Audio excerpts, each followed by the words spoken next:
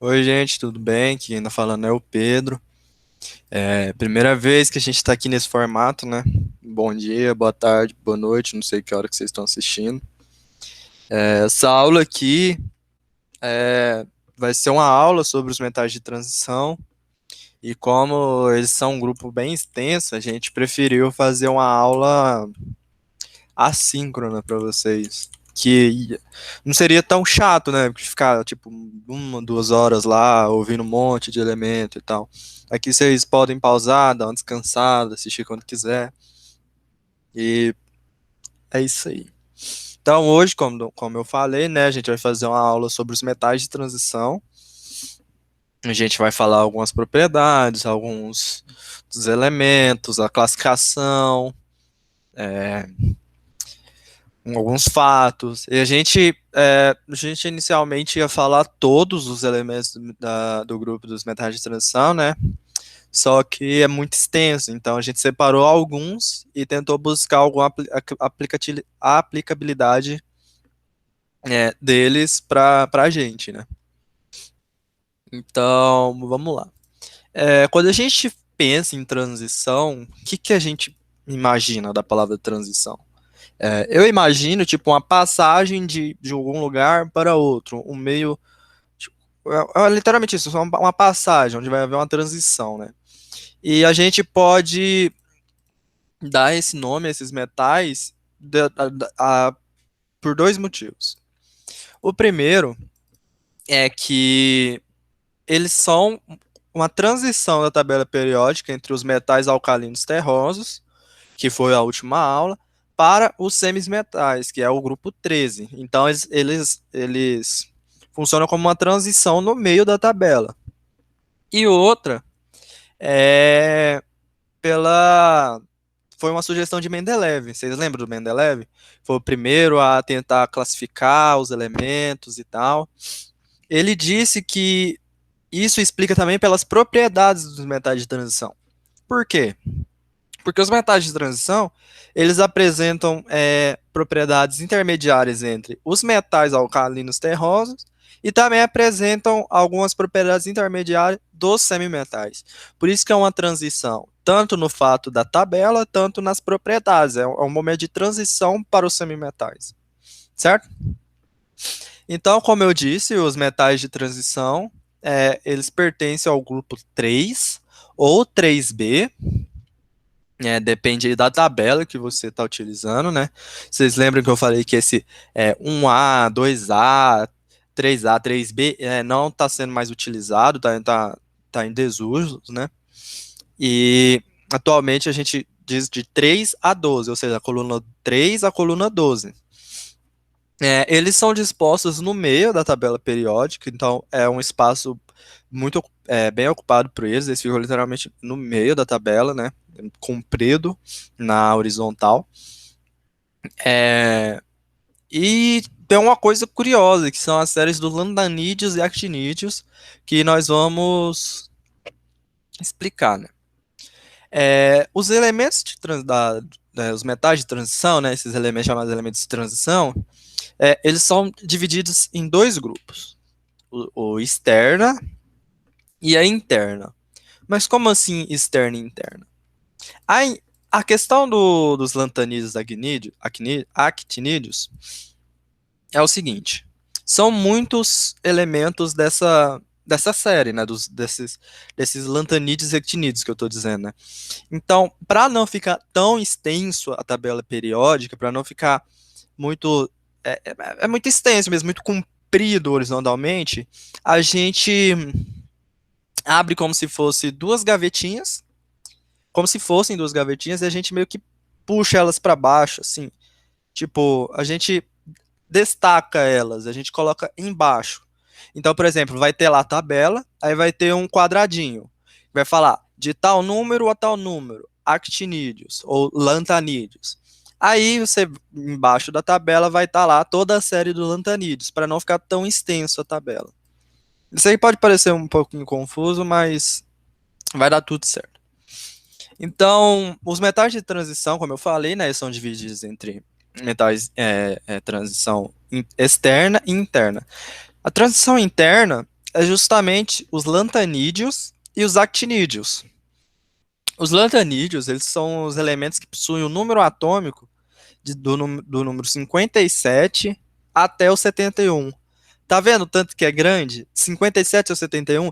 Imagina esse monte de bloquinho enfileirado, o tanto que ocupar um espaço. Por isso que a gente destaca eles, a gente meio que reorganiza eles embaixo da tabela, entendeu?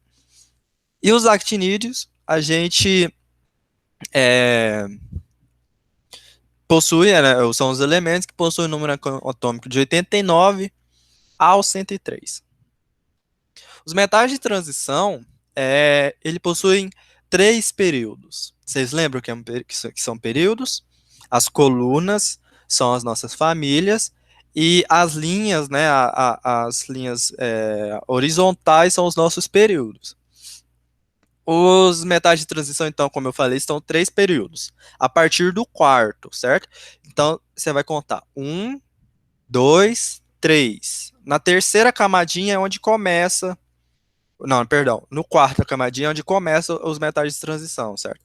Então, a gente vai ter os metais de transição no período 4, 5 e 6, certo? É, alguns elementos do período 4 que a gente pode destacar é o titânio, o manganês, o ferro, o cobre, níquel, que tem muita aplicação, né? Só de você ouvir um aqui, você consegue pensar em alguma aplicação de um ou outro, né? Agora embaixo, na camada de baixo, no período de baixo, período 5, a gente já tem o zircônio, o nióbio, tecnécio, paládio, prata, aí. Já tem alguns meio desconhecidos, não são muito conhecidos. A prata é muito conhecida, paládio, acredito que também. E no último, né, o período 6, a gente tem o tungstênio, que foi muito utilizado para a criação de lâmpadas, naquele fio, né, que de lâmpada, dentro da lâmpada tem um fio que aquece, faz eletricidade, era feito de tungstênio. A gente tem irídio, platina e ouro. Claro, não são só esses, a gente tem muito mais. Como eu falei, é muito vasto. Só a classe dos lantanídeos é do número 57 até o 71. É, esses metais de transição, eu não sei se vocês lembram, é, eu falei que os metais alcalinos, eles tinham é, orbital S, eles começavam com orbital S, né? E já nesses metais de transição é onde a gente começa o bloco D. Eles também são conhecidos como bloco D. Por quê? Porque começa a apresentar os orbitais D desses elementos. E esses orbitais D, eles proporcionam várias propriedades interessantes. Os químicos inorgânicos, a parte da química inorgânica, eles trabalham muito com esses metais. Tem uma área que chama, como é que diz, complexos, moléculas complexas, que são formadas justamente por metais de transição, né? Por quê? Porque tem por exemplo, uma molécula de inorgânica que faz 8 ligações, 7, 6. Então, são sistemas muito complexos. Por isso que vem o nome, certo? Isso tudo graças ao bloco D, né? Então, os metais de transição, como eu disse, eles são chamados de bloco D. E existem 35 elementos nesse bloco, certo? É... Algumas curiosidades, né? Algumas propriedades dos metais de transição, né? Eles podem formar muitos compostos com diferentes estágios de oxidação. Isso justamente por causa do orbital D, que permite isso. Você pode ter um número de oxidação muito alto por causa que o orbital dele é muito grande. Então você pode ter essa diferença de estados de oxidação. Eles podem formar compostos com cores diferentes. Os compostos da dos metais de transição apresentam cores belíssimas, muito vivas. Isso justamente por causa da excitação dos elétrons, por causa do jeito que uma ligação com um ligante pode desdobrar o campo. Isso, assim, como eu disse, é a química dos complexos. Eles são complexos mesmo. E é uma área muito bonita, tem cores muito vívidas, brilhantes, é bem bonito. Como eu disse, eles são metais de transição, e como vocês sabem, os metais, eles conduzem eletricidade, então não seria diferente. Os metais de transição, eles conduzem eletricidade, eles têm alto ponto de fusão e ebulição, eles têm umas densidades relativamente altas, e creio que só isso, por enquanto, né? Agora vamos falar alguns fatos interessantes sobre os metais de transição, né? Como eu disse, além de metais de transição, elementos de transição, eles também são chamados de bloco D, justamente pela característica deles possuírem o orbital D, né? Ocupado e às vezes pouco ocupado. É, o ferro, o cobalto e o níquel, eles são os únicos três elementos dos metais de transição que eles produzem um campo magnético. Então, são os únicos três que têm essa propriedade. É, Devido às qualidades únicas dos metais de transição, eles são muito utilizados como catalisadores para várias reações. O que são os catalisadores? Catalisadores nada mais é do que um composto, uma molécula que vai abaixar a energia de ativação para que uma certa reação aconteça mais rápido ou mais fácil. Então ela utiliza isso. Se eu não me engano, a síntese de amônio usava paládio para como como catalisador. E o paládio ele é um metal de transição. Então os metais de transição são muito utilizados como catalisadores para reações, né? E agora a Ana, ela vai falar um pouquinho vai descrever, né, alguns metais de transição, falar os grupos, alguns elementos importantes e suas características. Bom dia, boa tarde ou boa noite, não sei que horário vocês estão assistindo. Eu sou a professora Ana Carolina, e como o Pedro disse, eu vou falar sobre alguns metais de transição que a gente selecionou, porque, como foi dito, é muito extensa essa parte, tem muitos metais, então eu vou começar pelos metais do grupo 3. No grupo 3, os grupos são as colunas verticais e os períodos são as linhas horizontais, na verdade, né? Como a gente já falou em outras aulas. Então, no grupo 3, a gente tem o escândio e o ítrio. O escândio, ele tem o símbolo SC e o número atômico 21. Ele é um metal branco prateado, relativamente mole, e ele é o 23º elemento mais abundante no Sol. Ele é encontrado em terras raras no planeta, e ele comercialmente é encontrado como subproduto de processamento de urânio. Possui um alto ponto de fusão e ele é muito utilizado para fazer ligas metálicas e peças metálicas leves. Além desses dois elementos, também temos os lantanídeos e actinídeos, que foi dito pelo professor Pedro, que eles são anexados no grupo 3. Nós temos o grupo 4.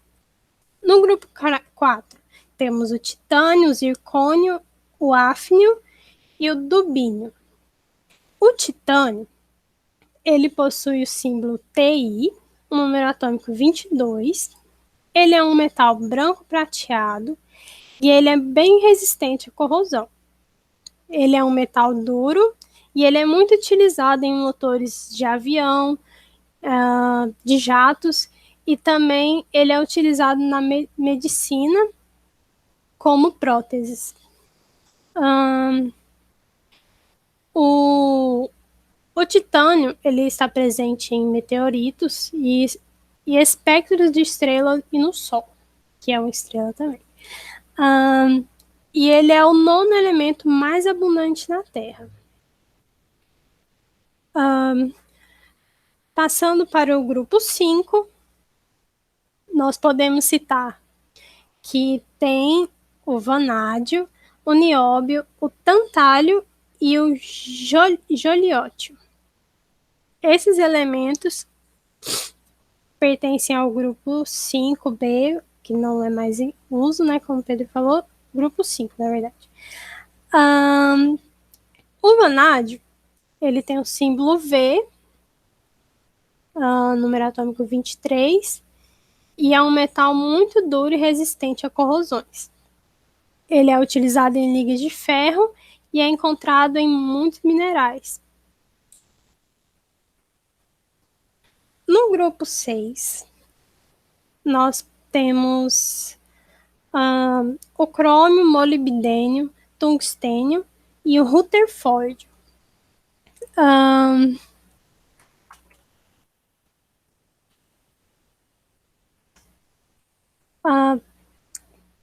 O cromo, ele possui o símbolo Cr, número atômico 24.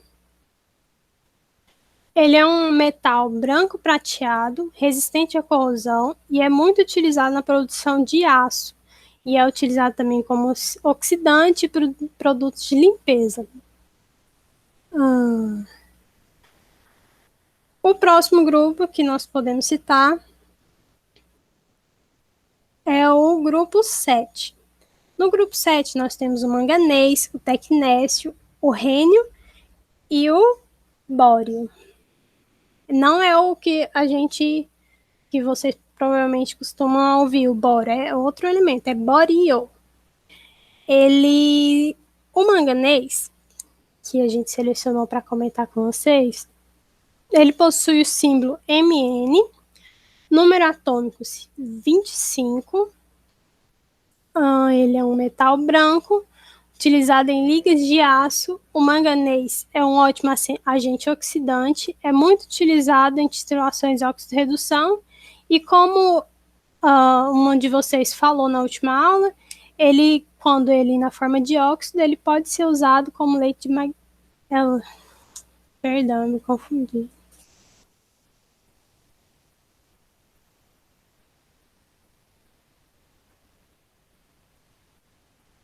Perdão, gente, eu dei uma leve confundida, perdão mesmo.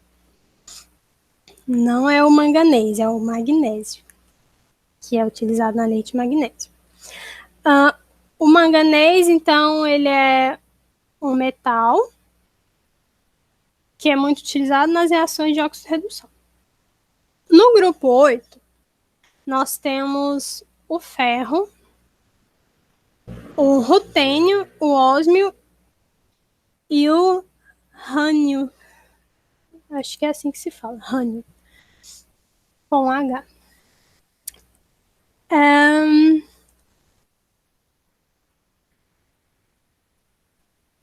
O ferro tem o símbolo Fe.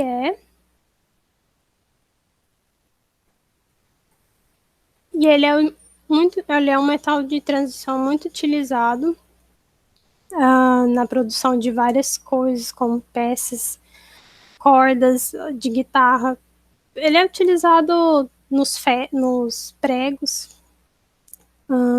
E quando ele é enferrujado, a gente conhece ele na forma de dióxido de ferro hidratado, que é o que a gente costuma chamar de ferrugem, né?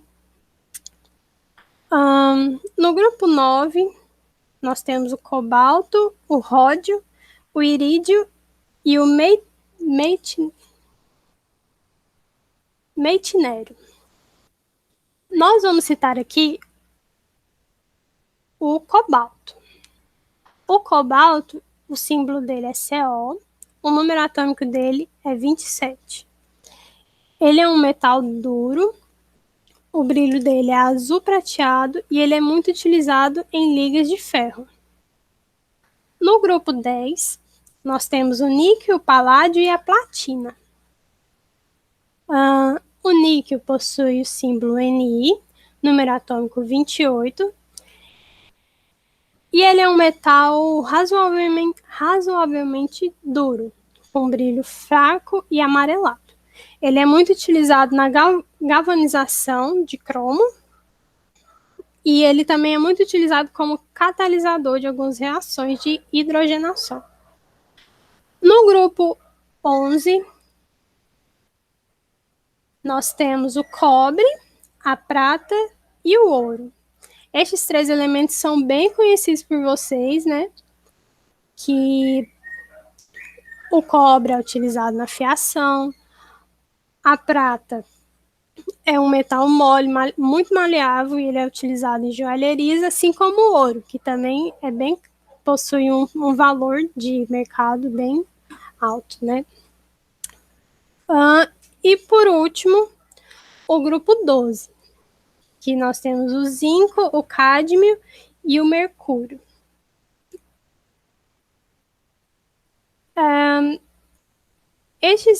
Destes metais, a gente escolheu o zinco, que o símbolo dele é Zn, número atômico é 30.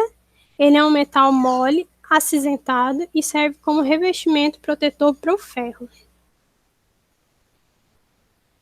O grupo 12, há alguns momentos que eles não são considerados como metais de transição, porque eles têm algumas características que fazem eles não serem incluídos nesse grupo.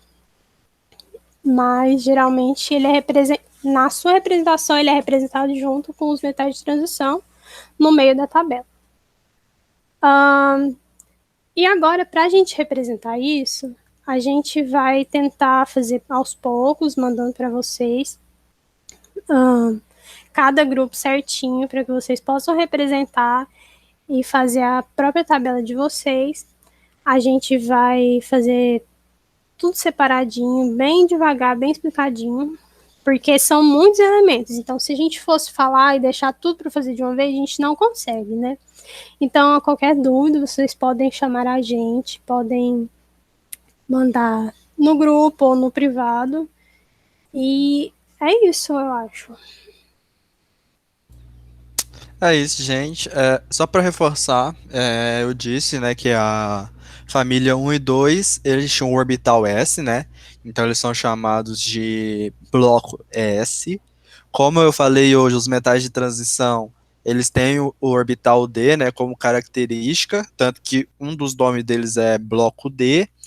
Mas eu esqueci de mencionar que os lantanídeos e os actinídeos, eles possuem o orbital F. Então, eles são chamados também de bloco F.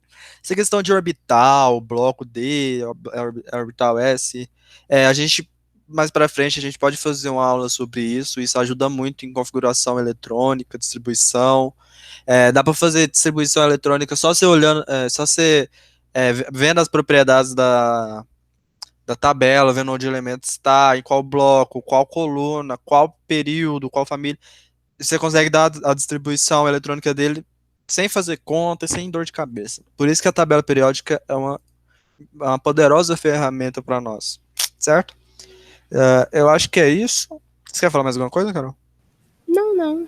Acho que era isso mesmo. Então, como a Carol falou, qualquer dúvida vocês podem mandar no grupo ou no nosso privado, a gente está à disposição, tá? Muito obrigado e até a próxima, gente. Até mais, gente.